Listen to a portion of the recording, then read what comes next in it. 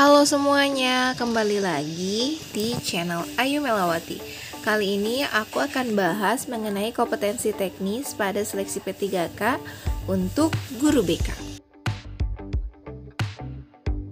Yang pertama adalah teori pendidikan yang lebih menekankan pada tingkah laku manusia dan memandang individu sebagai makhluk kreatif.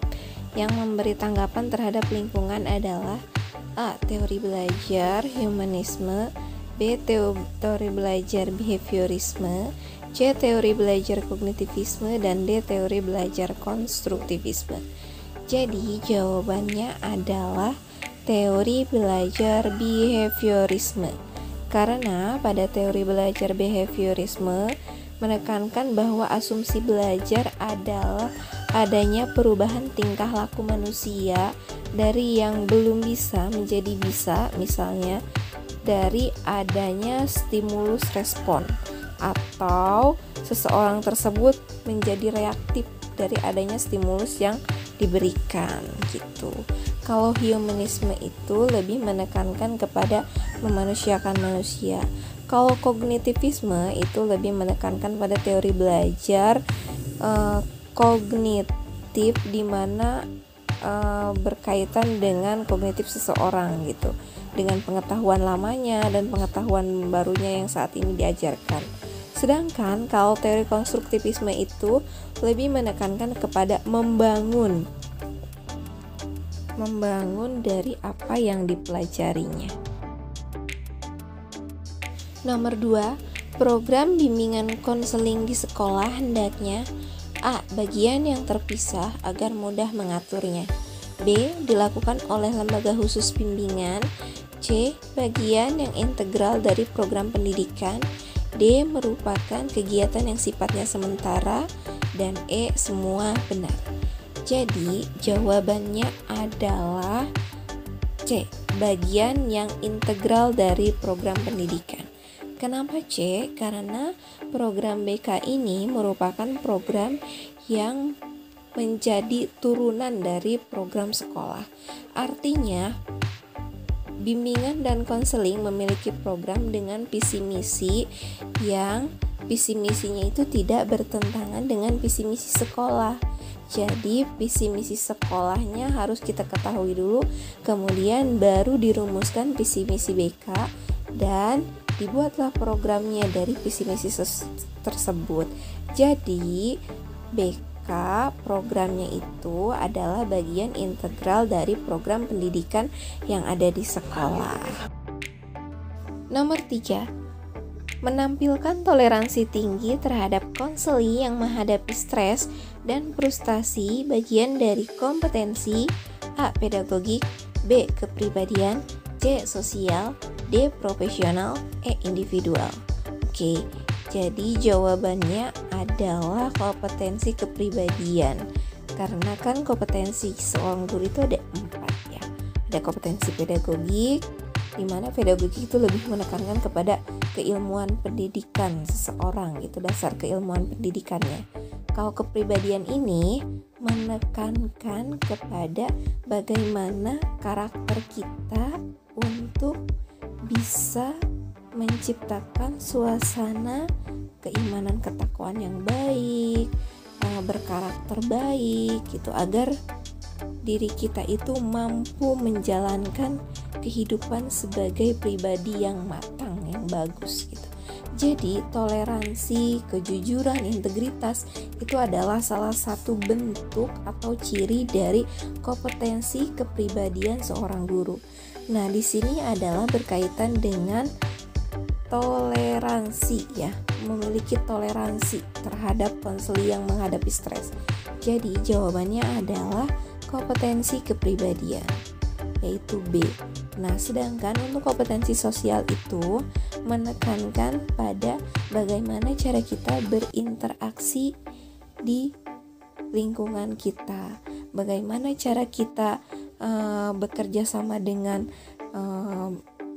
stakeholder sekolah, misalnya bekerja sama dengan para ahli lain, dan tentunya bekerja sama dengan wali murid serta masyarakat gitu untuk tujuan pendidikan. Nah, kemudian untuk kompetensi profesional ini lebih menekankan kepada konsep teori dan praksis BK yang kita kuasai. Kalau itu kompetensi individual itu tidak ada ya. Nomor 4, penganugerahan kepercayaan kepada konselor profesional yang menyatakan bahwa yang bersangkutan memiliki kewenangan dan memperoleh lisensi untuk menyelenggarakan layanan profesional dan independen kepada masyarakat disebut A. Sertifikasi pendidik, B. Kredensialisasi, C. Kredensial, D. Profesionalitas, E. Profesionalisme. Jadi, ini adalah pengertian dari kredensialisasi. Jawabannya adalah B. Nomor 5. Teknik untuk mengumpulkan data murid atau siswa dikelompokkan ke dalam 2 kategori besar, yaitu A. Tes Binet dan tes Simon, B. Teknis tes dan non-tes, C. Tes IQ dan tes bakat, D. Tes lisan dan tes tulisan. E. Semua benar. Jadi jawabannya adalah B. Teknis tes dan non-tes.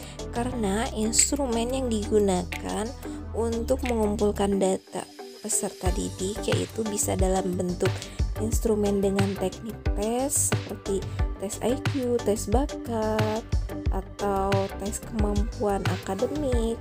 Sedangkan ada juga dalam bentuk teknik non-tes seperti wawancara, angket, observasi, catatan anekdot, dan lain-lain. Jadi jawabannya adalah B. Lanjut nomor 6. Tujuan utama penelitian tindakan kelas bagi pelayanan bimbingan dan konseling di sekolah adalah A. Untuk menemukan permasalahan di seputar pelayanan bimbingan dan konseling di sekolah, B. Untuk mengembangkan wawasan guru BK tentang perlunya penelitian tindakan kelas, C. Sebagai sarana mendiagnosis permasalahan siswa, D. Untuk memperbaiki mutu pelayanan bimbingan dan konseling di sekolah, E. Untuk bukti kegiatan saja. Jadi jawabannya adalah D. Untuk memperbaiki mutu pelayanan bimbingan dan konseling di sekolah. Kenapa? Karena PTBK itu awalnya adalah berasal dari kerisauan guru BK dalam kepuasan pelayanan BK.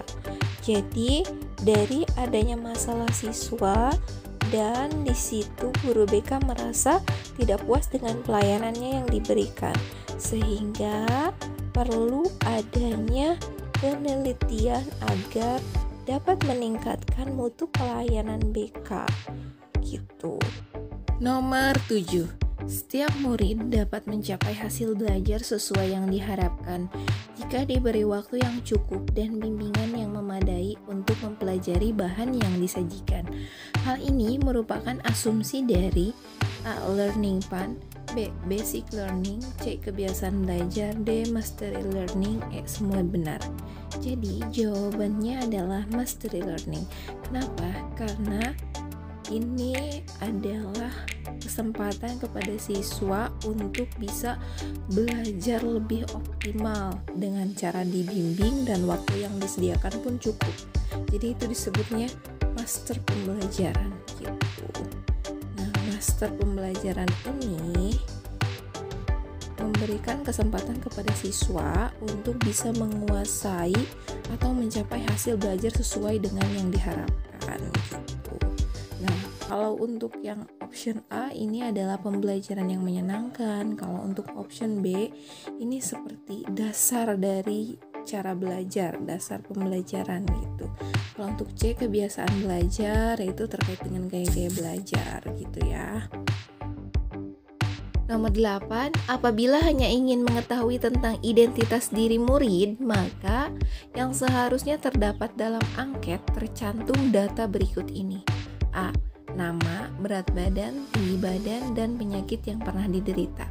B. Nama, jenis kelamin, tempat tanggal lahir, dan agama.